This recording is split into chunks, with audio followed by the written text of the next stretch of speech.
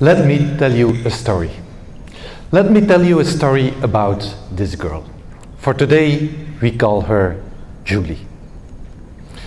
Julie is born with a congenital heart disease. She has 10 years of age right now. She underwent multiple cardiac surgeries, but right now she is doing just great.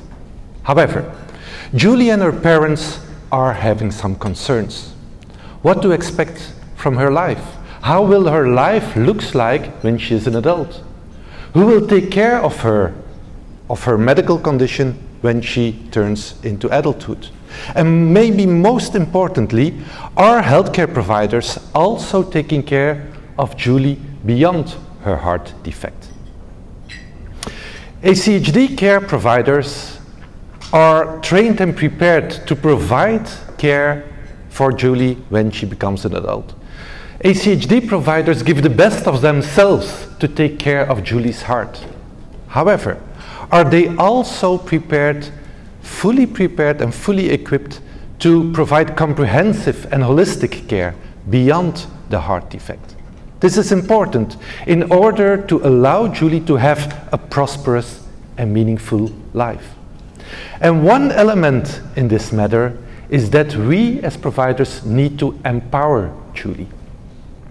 Empowerment is the capacity that people have to develop and use coping strategies and participate in decision making. Empowerment is the unique opportunity to shift the balance of power in the relationship from healthcare providers towards patients. And the main question is, are we as providers empowering our patients? Yes, we are educating, we are coaching our patients and families, but are we truly implementing empowerment enhancing interventions? I believe that we can do better. Another aspect that Julie and her parents expect from us is that we provide continuing cardiac care. Julie and her fellow patients are not cured. They need to remain under medical surveillance. However, a substantial proportion of patients do have interruptions in their care. We know from studies that up to 76% of the people with congenital heart disease have care gaps. Median proportion is 42%. And this is worrisome because we know that people like this having a care gap tend to have more complications that need an urgent intervention. Therefore, we need to do something about it. We need to implement interventions to keep patients in the system, to make sure that we can provide lifelong continuing cardiac care. And Julie likely will go through different stages in her life, each of which are associated with certain challenges, certain problems that are impacting Julie's health. And healthcare teams do need to have the knowledge and expertise to address all of these aspects in an appropriate way.